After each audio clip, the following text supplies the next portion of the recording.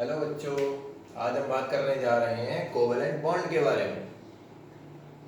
In the previous chapter we have discuss about ionic bond and covalent bond, and in this carbon and its compound we will discuss covalent bond with respect to the carbon and its compound। देखिए, उससे पहले हम ये covalent bond की तो बात करेंगे। एक बड़ी इंटरेस्टिंग बात बताता हूँ बच्चों। देखिए, ऑर्गेनिक कंपाउंड जो होते हैं ना, in the previous time it was said that organic compound cannot be synthesized in the laboratory। vital force theory होती है बच्चों। vital force theory ये कहती है कि ऑर्गेनिक कंपाउंड लैब में नहीं बनेगी। ऑर्गेनिक कंपाउंड लिविंग मैटर में, प्लांट्स में, एनिमल में प्रेजेंट होगा। लेकिन इस बात को फ्राइडरिच वोलर ने झूठा साबित कर दिया। फ्राइडरिच volar said that organic compound can be synthesized in the laboratory as he synthesized the first organic compound in the lab। देखिए, पहला ऑर्गेनिक कंपाउंड फ्राइडरिच वोलर ने एक्सीडेंटली लैब में बनाया। यूरिया, अमोनियम साइनेट को हीट करके बनाया था बच्चों। अमोनियम साइनेट को हीट करके फ्राइडरिच वोलर ने पहली बार ऑर्गेनिक कंपाउंड बनाया था, यूरिया। और उसमें से काफी बैड स्मेल आ रही थी, इसलिए उसका नाम यूरिया रख दिया गया। तो वाइटल फोर्स थ्योरी कहती है कि there is a vital force existing for the formation of organic compound, but it is not true my dear students. कोई वाइटल फोर्स काम नहीं करता ऑर्गेनिक कंपाउंड बनाने के लिए। फ्राइडरिच वोलर ने बना लिया बच्चों लैब में। कैसे बनाया ऑर्गेनिक कंपाउंड को? अमोनियम साइनेट को हीट करके। तो कार्बन और उसके कंपाउंड्स को ही ऑर्गेनिक कंपाउंड बोला गया। The compounds of carbon is known as organic compound. Carbon और उसके डेरिवेटिव्स को बोला जाता है बच्चों ऑर्गेनिक कंपाउंड। और कोई वाइटल फोर्स थ्योरी नहीं है। वाइटल फोर्स थ्योरी को फेल हो गया था। वाइटल फोर्स थ्योरी फेल हो गई क्योंकि फ्राइडरिच वोलर ने पहली बार ऑर्गेनिक कंपाउंड बनाया। तो आज हम कोवेलेंट कंपाउंड के बारे में बात करेंगे। कोवेलेंट कंपाउंड कार्बन बनाता है बच्चों। कार्बन के आउटरमोस्ट शेल में होते हैं 4 electrons. Carbon has a tendency to lose 4 electron और to gain the 4 electron, but neither it gains the 4 electron nor it loses the 4 electron। why is it so? बच्चों, तो कार्बन करता क्या है? कार्बन करता है म्यूचुअल शेयरिंग। कार्बन ना 4 electron loss करेगा, ना 4 इलेक्ट्रॉन गेन करेगा बच्चों। कार्बन करेगा mutual sharing. why carbon do the mutual sharing? because if we will do the gain of the 4 electron, then lots of energy is released during the process।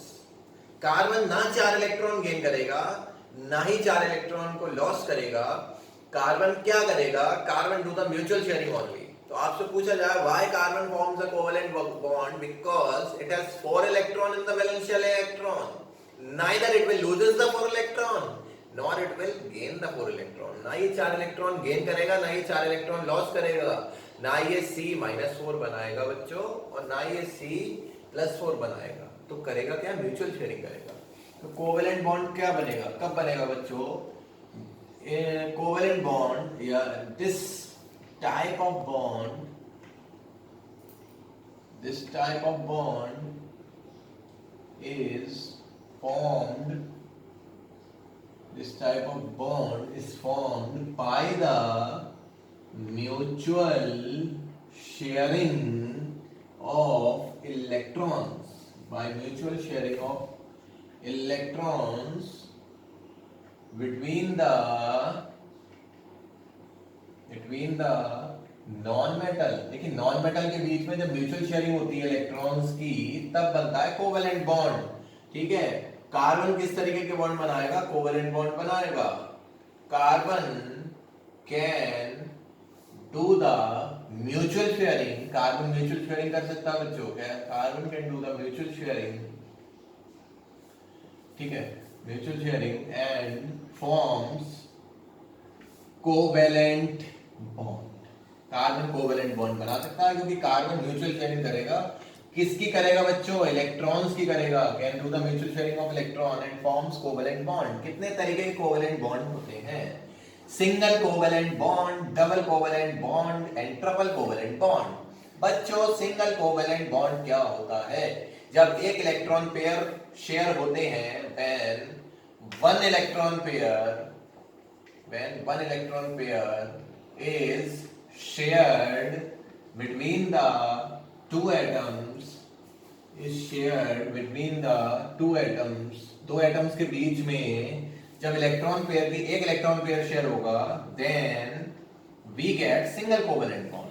मतलब यहां पर mutual sharing तो होगी होगी, मतलब दोनों एटम आपस में म्यूचुअल शेयरिंग करेंगे। म्यूचुअल शेयरिंग का मतलब है दोनों एटम आपस में शेयरिंग करेंगे।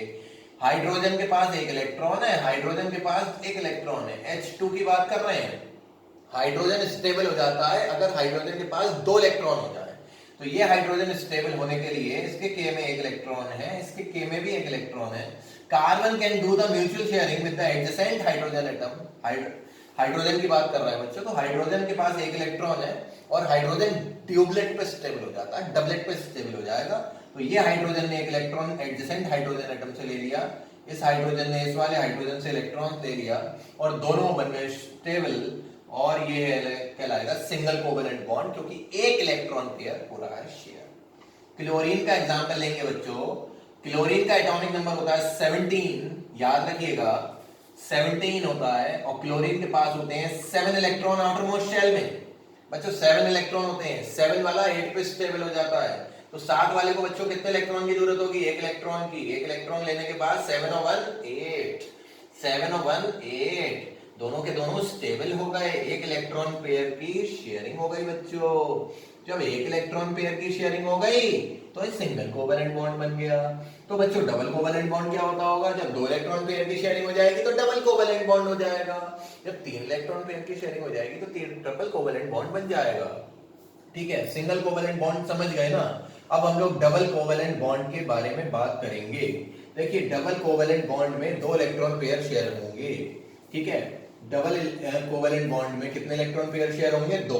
ठीक है, कंटिन्यू करते हैं और दो इलेक्ट्रॉन पेयर की हम बात करेंगे। जब दो इलेक्ट्रॉन पेयर शेयर होंगे तो डबल कोवेलेंट बॉन्ड बनेगा। ठीक है, ठीक है, ऑक्सीजन इसका एग्जांपल है, ऑक्सीजन डबल कोवेलेंट बॉन्ड का एग्जांपल है। ठीक है, अब हम बात करने जा रहे हैं बच्चों डबल कोवेलेंट बॉन्ड की। और डबल कोवेलेंट बॉन्ड में कितने इलेक्ट्रॉन पेयर शेयर होंगे बच्चों? दो। सेकंड एग्जांपल है हमारे पास double when two electron pair is shared between the two atoms then we get double covalent bond। Double covalent bond का एग्जांपल है बच्चों ऑक्सीजन। ऑक्सीजन के पास होते हैं 6 इलेक्ट्रॉन, दूसरे ऑक्सीजन के पास कितने इलेक्ट्रॉन होंगे बच्चों? 6, यानी ऑक्सीजन हैज 6 इलेक्ट्रॉन, ऑक्सीजन के पास 6 इलेक्ट्रॉन होते हैं। ठीक है, 6 इलेक्ट्रॉन्स होते हैं। तो जब दो इलेक्ट्रॉन पेयर शेयर होंगे when two electron pair is shared between the two atoms then we get double covalent bond। Mutual sharing होनी चाहिए। इस 6 इलेक्ट्रॉन्स को कितने की रिक्वायरमेंट होगी? 2 की। Very good. इस 6 को 2 की। 6 and 2 8, 6 and 2 8, दोनों के बीच में डबल कोवेलेंट बॉन्ड बन गया। Very good. ठीक है, अब हम कार्बन कंपाउंड की बात कर रहे हैं तो हम C2H2 ले रहे हैं। इथीन, बहुत ध्यान से देखिएगा बच्चों, इथीन में कार्बन के पास 4 इलेक्ट्रॉन होते हैं ना बच्चों, 4 इलेक्ट्रॉन होते हैं। ठीक है बच्चों, और C2H4 होता है इथीन का फॉर्मूला। C2H4 होता है इथीन का फॉर्मूला। इन में कितने बॉन्ड होते हैं? Double bond. इथीन में डबल बॉन्ड। ठीक है, C2H4 4 इलेक्ट्रॉन हो गए, 2 हाइड्रोजन आएंगे, एक हाइड्रोजन इधर आ जाएगा, एक हाइड्रोजन इधर आ जाएगा। C2H4 है, एक हाइड्रोजन इधर आ जाएगा, एक हाइड्रोजन इधर आ जाएगा। म्यूचुअल शेयरिंग हो गई, म्यूचुअल शेयरिंग हो गई। क्या हो गई? फिर से देखो, देखिए कार्बन के पास कितने इलेक्ट्रॉन थे बच्चों? 4 इलेक्ट्रॉन थे। मैंने 4 इलेक्ट्रॉन लगा दिए, चारों हाइड्रोजन ने एक एक इलेक्ट्रॉन दे दिया। हाइड्रोजन का डबलेट पूरा, कार्बन का पूरा हो गया। C2H4 बनाने जा रहे हैं, लेकिन हम लोगों ने C2H4 की जगह CH4 बना दिया। अच्छा, CH4 में तो सिंगल बॉन्ड होता है, तो सर C2H4 कैसा बनेगा? ये तो CH4 बना दिया। CH4 बता दिया मैंने आपको, ये एक सिंगल कोवेलेंट बॉन्ड का एग्जांपल बताया है। एक और सिंगल कोवेलेंट बॉन्ड कार्बन के ही कंपाउंड का। सिंगल कोवेलेंट बॉन्ड में बच्चों, सिंगल कोवेलेंट बॉन्ड में क्या होता है? सिंगल बॉन्ड बनेंगे। चारों के चारों सिंगल बॉन्ड बना रहे हैं। अब डबल की बात कर रहे थे, लेकिन सर सिंगल पे क्यों आ गए? मैंने कार्बन का कंपाउंड छूट गया था इसलिए। C2H4, कार्बन कितने बच्चों? 2, हाइड्रोजन कितने बच्चों? 4। तो each carbon gets 2 hydrogen. Carbon के पास 4 इलेक्ट्रॉन होते हैं ना, 4 इलेक्ट्रॉन होते हैं ना। ठीक है, 4 इलेक्ट्रॉन लगा दिए। हाइड्रोजन के पास 1 इलेक्ट्रॉन, हाइड्रोजन के पास 1 इलेक्ट्रॉन, डबलेट पूरा हो गया। हाइड्रोजन के पास 1 इलेक्ट्रॉन, डबलेट पूरा हो गया। इस हाइड्रोजन के पास एक और इलेक्ट्रॉन, डबलेट पूरा हो गया। इस कार्बन के पास कितने इलेक्ट्रॉन है? 6 है। कितने की जरूरत है? 2 की। इस कार्बन के पास कितने इलेक्ट्रॉन है बच्चों? 6 इलेक्ट्रॉन है। कितने की जरूरत है? 2 की। तो ये डबल कोवेलेंट बॉन्ड बन गया बच्चों, ये डबल कोवेलेंट बॉन्ड बन गया। देखिए कार्बन और कार्बन के बीच में 2 इलेक्ट्रॉन पेयर शेयर हो रहे हैं ना, तो डबल बन गया। इसी तरीके से ट्रिपल कोवेलेंट बॉन्ड में कितने इलेक्ट्रॉन पेयर होते हैं? 3 होते हैं। नाइट्रोजन किसका एग्जांपल है? ट्रिपल कोवेलेंट बॉन्ड का। ठीक है, थैंक यू वेरी मच।